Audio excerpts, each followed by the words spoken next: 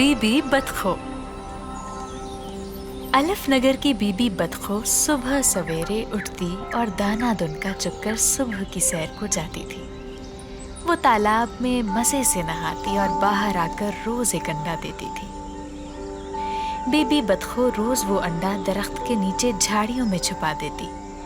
इस तरह करते करते उसने 12 अंडे इकट्ठे कर लिए। अब वो इन पर बैठने का सोच रही थी ताकि उनमें से प्यारे प्यारे 12 बच्चे निकल आए। मौसम बहुत अच्छा था, बारिश हो रही थी और बीबी बतखो बत करती नहाकर तालाब से निकली। बीबी बतखो ने गीले परों को फड़फड़ाकर हल्का सा खुश्क किया। फिर वो उस जगह पहुंची जहां उसने अंडा छुपाया था, लेकिन वहां अंडा मौजूद नहीं था। उसके तो होश ही उड़ गए। मेरा बाबा अंडा कहाँ गया? बीबी बतखो ने परेशानी से सोचा। उल्लू भाई, क्या आपने मेरा अंडा देखा? वो भागती हुई ऐनक वाले उल्लू के पास पहुंची। अंडा? क्या मतलब? बीबी बतखो, हो सकता है तुम वो जगह भूल गई हो जहां तुमने अंडा दिया था। उल्लू ने अखबार से नजर उठाई और कुछ देर सोचकर बोला।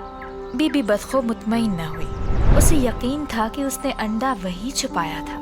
वो वहां से निकलकर भागी। रास्ते में उसे पोपो पांडा मिला। पोपो, क्या तुमने मेरा अंडा देखा? उसने परेशानी के आले में पूछा। नहीं बीबी बतखो, मैं तो अभी सोकर उठा हूँ। मुझे तो अंडे अच्छे ही नहीं लगते। पोपो ने बांस चबाते हुए कहा। बीबी बतखो ने सब साथियों से अंडे के बारे में पूछा। किसी को इसके बारे में कुछ इल्म न था। बीबी बतखो दोबारा दरख्त के पास गई जहां झाड़ियों में उसने 11 अंडे छुपाए थे। मेरे बाकी 11 अंडे भी गायब हैं। झाड़ियां हटाते ही बीबी बतखो के होश उड़ गए।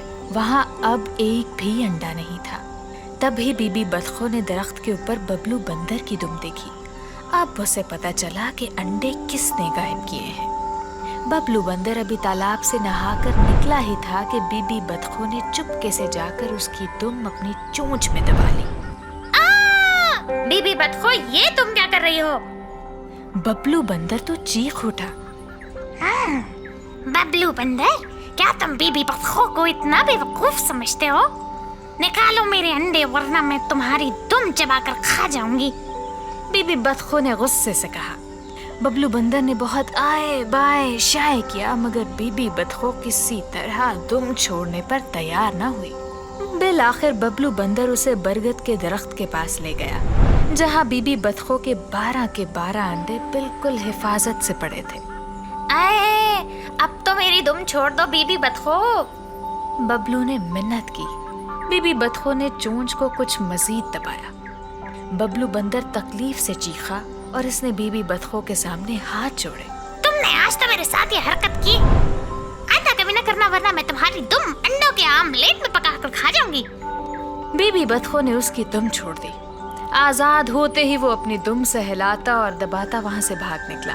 बीबी बतखो खुशी खुशी बत करती अपने अंडों पर जाकर बैठ गई।